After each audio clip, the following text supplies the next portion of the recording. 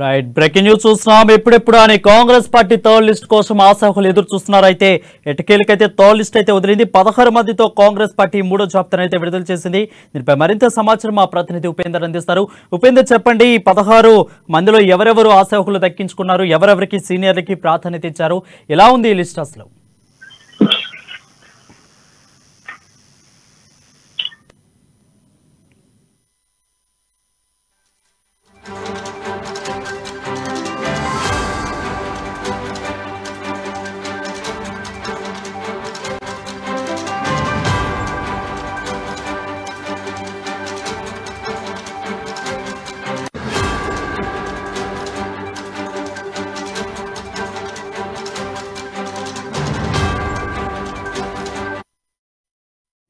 Right breaking news చూస్తున్నాం. తెలంగాణ రాష్ట్రంలో మూడో జాబితా, కాంగ్రెస్ పార్టీ మూడో జాబితా కోసం ఆశాహులు ఎదురు చూస్తూ ఉన్నారు.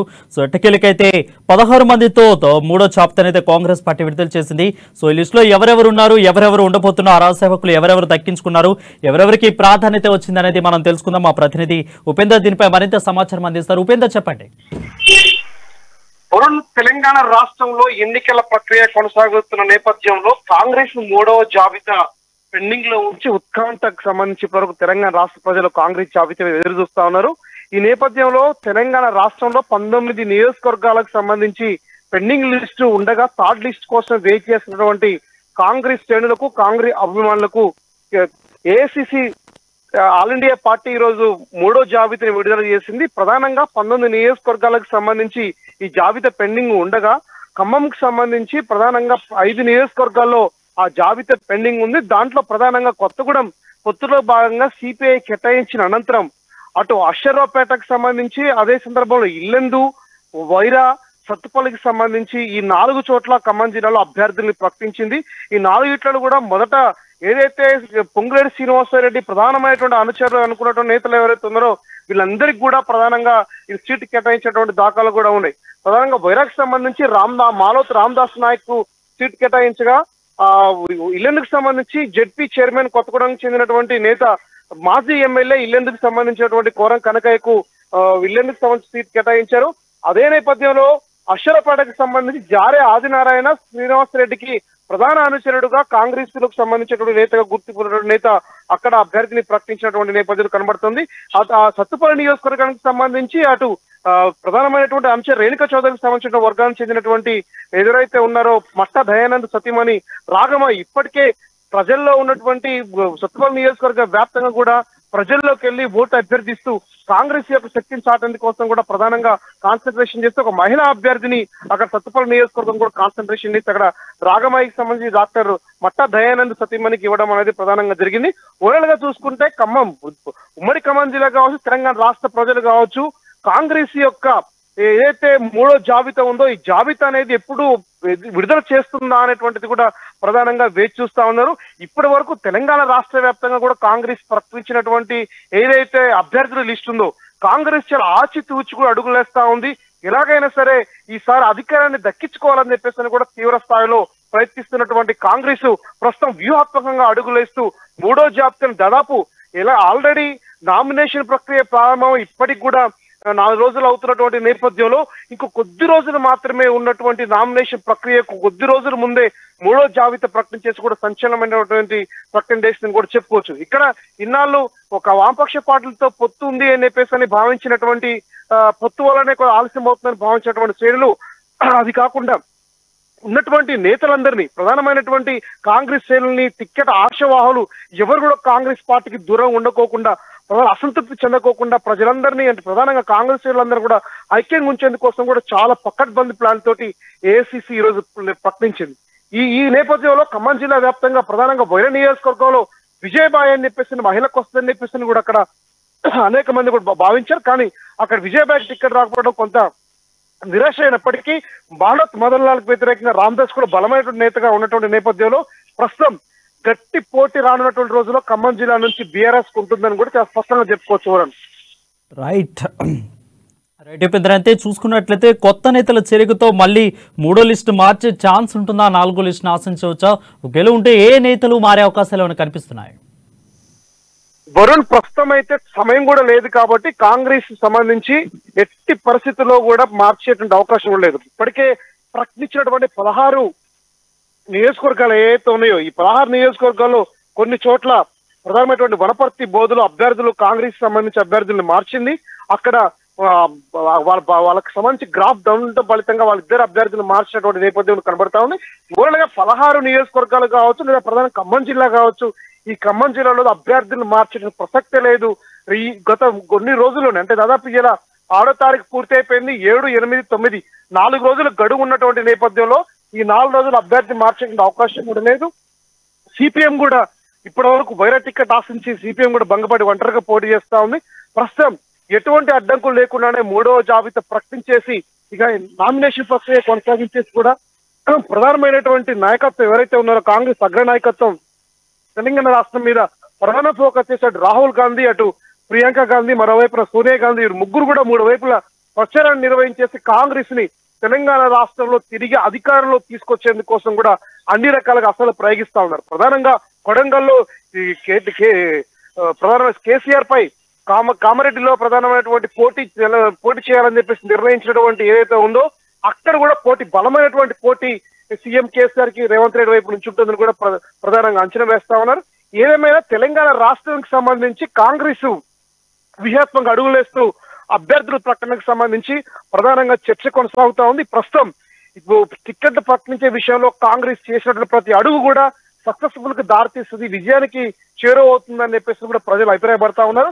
ప్రస్తుతం ఈ 3వ జాబితా ఆలస్యమైన రేపటి నుంచి కొనసాగేటువంటి నామినేషన్ ప్రక్రియ మరింత వేగవంతం చేసి ఇప్పటికే బీఆర్ఎస్ ప్రచారంలో ముందున్నప్పటికీ దాన్ని ఓవర్టేక్ చేసేందుకోసం కూడా కాంగ్రెస్ ఆ రకమైన అడుగులు వేస్తుందని చెప్పేసి కూడా ప్రజలు అభిప్రాయం వ్యక్తం చేస్తా ఉన్నారు. వరుణ్ రైట్. అయితే ఓవరాల్ గా చూసుకున్నట్లయితే ఉపేంద్ర, ఈ 3 లిస్టుల ప్రకారం చూసుకున్నట్లయితే తెలంగాణ రాష్ట్రంలో బీసీలకు అన్యాయం జరుగుతుందని అయితే గట్టిగా వినిపిస్తున్న వార్త.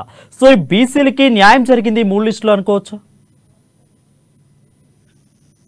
వరుణ్, బీసీలకు సంబంధించి ఏదైతే బీసీ డిక్లరేషన్ కావచ్చు, అది ఉదయపూర్ లో ఉన్నటువంటి మహిళా డిక్లరేషన్ కావచ్చు, కాంగ్రెస్ ప్రకటించినటువంటి ఏదైతే ఉందో అది బీసీలని, అటు ఓసీలని, ప్రధానంగా ఎస్సీలని ప్రధానంగా అన్ని రకాలుగా రిజర్వ్డ్ స్థానంలో రిజర్వ్డ్ సభ్యులు కేటాయించేసి బీసీలకు ప్రధానంగా ఎక్కడ కూడా ప్రాధాన్యత తగ్గించే అవకాశం కూడా లేదు. అంటే ఇప్పటి వరకు కాంగ్రెస్ ప్రకటించినటువంటి బీసీ అభ్యర్థుల్లో ఒక ముదిరాజుకి సంబంధించినటువంటి ఒక వ్యక్తికి కూడా సీటు కేటాయించినటువంటి పరిస్థితి కూడా నెలకొంది. అంటే బీఆర్ఎస్ ఒక్క సీటు కూడా ముదిరాజులు కేటాయించట్లేదని విమర్శ ఏదైతే ఉందో దాని విమర్శకు సవాలు చేస్తూ ఈరోజు ముదిరాజులకు ప్రధానమైనటువంటి ప్రాధాన్యత ఇచ్చే ప్రయత్నం కూడా కాంగ్రెస్ వైపు నుంచి జరిగింది.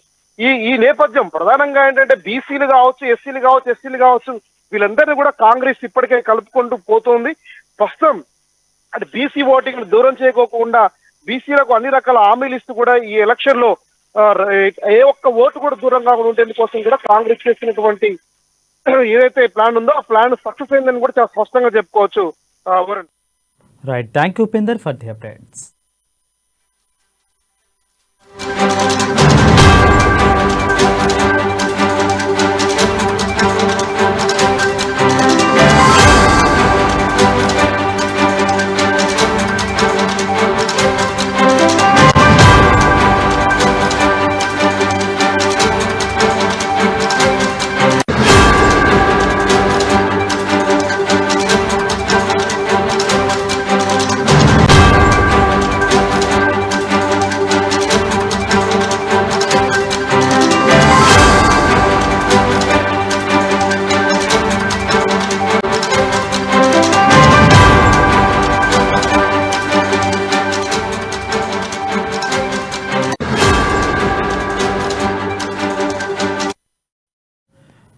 రైట్. బ్రేకింగ్ న్యూస్ చూస్తున్నాం. 16 మందితో కాంగ్రెస్ పార్టీ 3వ లిస్టు జాబితాను విడుదల చేసింది. అయితే ఎప్పుడెప్పుడైనా ఆశిస్తున్న ఆశావకులకు చూసుకుంటాం మనం, న్యాయం జరిగింది అనుకోవచ్చు. అయితే 16 మందితో అయితే కాంగ్రెస్ పార్టీ లిస్టును విడుదల చేసింది. అనూహ్యంగా వనపర్తి బోత్ అభ్యర్థులను అయితే కాంగ్రెస్ పార్టీ మార్పులు చేర్పులు చేసింది. దీనిపై మరింత సమాచారం మా బ్యూరో చీఫ్ కృష్ణమూర్తి అందిస్తారు. కృష్ణమూర్తి చెప్పండి. Thank you Varun. Congress party 3వ జాబితాలో తాజాగా 16 మంది పేర్లను వచ్చాయి. అయితే ఇందులో 2 స్థానాల్లో పార్టీ అభ్యర్థి మార్పు నేపథ్యంలో కొత్తగా 14 మందికి పేర్లను ప్రకటించినట్టుగా మనం భావించవచ్చు. ఇంకా సూర్యాపేట, తుంగతుర్తి, చార్మినారు, తర్వాత మిర్యాలగూడ ఈ 4 స్థానాల అభ్యర్థులపైన ఇంకా స్పష్టత రావాల్సిన అవసరం ఉంది. పార్టీ ఈ 4 స్థానాల అభ్యర్థుల విషయంలో మరోసారి ఇంకో జాబితాను విడుదల చేసే అవకాశాలు కనిపిస్తా ఉన్నాయి. అయితే ఇప్పుడు మనం తాజాగా గమనించినట్టే చెన్నూరు నుంచి ఇటీవల బీజేపీ నుంచి కాంగ్రెస్ చేరినటువంటి జి వెంకటస్వామికి వివేక్ వెంకటస్వామికి కేటాయించారు. అదేవిధంగా బోత్ నుంచి ఆల్రెడీ సెకండ్ లిస్ట్లో పేరు ప్రకటించారు వెన్నెల అశోక్. అయితే ఆయన స్థానంలో ఆద గజేందర్ను మారుస్తూ తాజా జాబితాలో పేరు ప్రకటించారు. జుక్కల్ స్థానం నుంచి తోట లక్ష్మీకాంతారావు ఆయన పేరుని ప్రకటించారు. అదే బాన్స్వాడ్ నుంచి ఏనుగు రవీందర్ రెడ్డి ఈయన కూడా బీజేపీ నుంచి చేరారు ప్రకటించారు. కామారెడ్డి నియోజకవర్గం నుంచి సీఎం కేసీఆర్ పోటీ చేస్తున్న నేపథ్యంలో ఇక్కడ ఎవరు పోటీ చేస్తారన్నది కొంత ఆసక్తికరంగా మారింది. కాంగ్రెస్ పార్టీ కూడా సీఎం కేసీఆర్ కు డీటైన అభ్యర్థి నిలపాలని మొదటి నుంచి భావిస్తూ వచ్చింది. అందులో భాగంగానే గతంలో ఇక్కడ నుంచి ప్రాతినిధ్యం వహించినటువంటి పోటీ చేసినటువంటి షబ్బీర్ అలీని స్థానంలో టీపీసీసీ అధ్యక్షుడు రేవంత్ రెడ్డిని బరిలో దించింది. అంటే సీఎం కేసీఆర్ కు నువ్వా నేనా అనే విధంగా గట్టి పోటీ ఇవ్వాలి. ఖచ్చితంగా కామారెడ్డి నియోజకవర్గంలో అక్కడ ఉన్నటువంటి పరిస్థితులు కానీ అక్కడ ఉన్న రైతుల నుంచి వస్తున్న వ్యతిరేకత కాంగ్రెస్ పార్టీ తనకు అనుకూలంగా మార్చుకునేందుకు కొంత నిర్ణయం తీసుకుని రేవంత్ రెడ్డిని బరిలో దించడం ఉంది. అయితే ఇక్కడ షబ్బీర్ అలీకి నిజామాబాద్ అర్బన్ స్థానానికి ఆయన మార్చారు. కరీంనగర్ నుంచి పురుమల శ్రీనివాస్ను నిలపాలని నిర్ణయించారు. సిరిసిల్ల నుంచి కొండం కరుణా మహేందర్ రెడ్డిని నింపేందుకు అధిష్టానం నిర్ణయించింది. నారాయణఖేడ్ నుంచి సురేష్ కుమార్ షేట్కార్ను, అదేవిధంగా పటాన్చెరు నుంచి నీలం మధు ముదిరాజ్ ఈయన బీఆర్ఎస్ నుంచి ఇటీవలే కాంగ్రెస్ పార్టీలో చేరారు. కాంగ్రెస్ పార్టీ టికెట్ ఇస్తాము అన్న వాగ్దానంతో చేరారు. ఈయన మొదటి నుంచి కూడా కాంగ్రెస్ పార్టీ టికెట్ వస్తుంది కాబట్టి పార్టీలో చేరుతున్నాను, బీఆర్ఎస్ ను వీడుతున్నానని చెప్పారు. గూడెం మైపాల్ రీతిగా ఈయన గతంలో రంగం దిగిన వాస్తవానికి ఈయన బీఆర్ఎస్ ను టికెట్ ఆశించారు. అయినప్పటికీ బీఆర్ఎస్ సిట్టింగ్ ఎమ్మెల్యేకు గూడెం మైపాల్రెడ్డికి ఇక్కడ టికెట్ ఇవ్వడంతో తాజాగా నీలం ముదిరాజుకు పటాన్చెరు నుంచి కాంగ్రెస్ పార్టీ అవకాశం కల్పిస్తుంది. వనపర్తి నుంచి పార్టీ సీనియర్ నేత గతంలో డాక్టర్ చిన్నారెడ్డి అభ్యర్థిత్వాన్ని ఖరారు చేసినప్పటికీ తాజాగా ఆయన స్థానంలో మేఘారెడ్డికి అవకాశం కల్పించారు. డోర్నకల్ నుంచి డాక్టర్ జానోతు రామచంద్ర నాయుడు ఈయన కాంగ్రెస్ పార్టీలో కొంతకాలంగా సీనియర్గా పనిచేస్తా ఉన్నారు, కాంగ్రెస్ పార్టీ అడ్వైజర్గా ఉన్నారు, ఈయనకి ఇచ్చారు. అదేవిధంగా ఇల్లెందు నుంచి కోరం కనకయ్య, వైరా నుంచి రామ్దాస్ మాలవతు, అదేవిధంగా సత్తుపల్లి నుంచి డాక్టర్ మట్టా రంగమయ్య, అదేవిధంగా అశ్వరాపేట నుంచి జారే ఆదినారాయణని అభ్యర్థిత్వాన్ని ఖరారు చేస్తూ అధిష్టానం ఈ కొద్దిసేపటి క్రితం జాబితాను విడుదల చేసింది. ఈ జాబితాలో అంటే మనం పర్సెంట్గా చూస్తూ ఉంటే ఇంకొక 4 స్థానాలు రావచ్చు. 4 స్థానాలతో అభ్యర్థిత్వ మొత్తం అంటే పూర్తి అయ్యే అవకాశాలు కనిపిస్తూ ఉన్నాయి. అదేవిధంగా సిపిఐ నుంచి పొత్తు కుదరడము ఈ నేపథ్యంలో కొంత రామగుండం దీనికి సంబంధించిన కొత్తగూడెం సంబంధించిన అభ్యర్థి కూడా మార్పు వచ్చే అవకాశం ఉంది. సిపిఐతో పొత్తు కుదిరింది. ఒక ఎమ్మెల్యే 2 ఎమ్మెల్సీలు ఇస్తామని చెప్పేసి రేవంత్ రెడ్డి ఈ సాయంత్రం ప్రకటించారు. ఈ నేపథ్యంలో అక్కడ కూడా కొంత అంటే వచ్చే 4వ జాబితాలో కూడా కొన్ని పేర్లు మార్పులు చేర్పులు వచ్చే అవకాశం ఉన్నాయని చెప్పేసి పార్టీ వర్గాల నుంచి అంతా ఉన్నది. రేవంత్ రెడ్డి సిపిఐతో జరిపిన చర్చలు తాజాగా సిపిఐ నాయకులతో సిపిఐ కార్యక్రమం జరిపినటువంటి చర్చల విషయంలో కొంత కొత్తగూడెం సిపిఐకి ఇచ్చి 2 ఎమ్మెల్సీలు ఇస్తామని రేవంత్ రెడ్డి స్వయం అక్కడ కొత్తగూడెం అభ్యర్థి విషయంలో కొంత గందరగోళ పరిస్థితులు ప్రస్తుతం కాంగ్రెస్ పార్టీలో నెలకొన్నట్టుగా కొంత సమాచారం వస్తూ ఉన్నది. అదేవిధంగా మరో అంశం చూస్తున్న మిర్యాల నుంచి సిపిఐతో పొత్తు కుదుర్చుకోవాలని కాంగ్రెస్ పార్టీ భావిస్తుంది. ఇప్పుడు సిపిఐతో కుదిరిన నేపథ్యంలో సిపిఎంతో కూడా పొత్తుతో వెళ్తే బాగుంటుంది, వామపక్షాలన్నీ కాంగ్రెస్ మద్దతు అందిస్తాయి, వామపక్ష ఓటు బ్యాంకు కాంగ్రెస్ వైపు మళ్ళేందుకు అవకాశం ఉంటుంది అన్న ఉద్దేశంతో ఉన్నటువంటి కాంగ్రెస్ పార్టీ సిపిఎంతోనూ చర్చలు జరుపుతా ఉన్నది. తాజాగా ఖమ్మంలో సిపిఎం నేత తమ్మినేని వీరభద్రం చెప్పారు, ఇప్పటికైనా కాంగ్రెస్ పార్టీ నుంచి లేదు 2 స్థానాలు ఇస్తామంటే మేము అభ్యర్థి విషయంలో ఆలోచన మరోసారి కార్యవర్గం చర్చించుకొని మేము మా నిర్ణయాన్ని చెప్తామని చెప్పారు.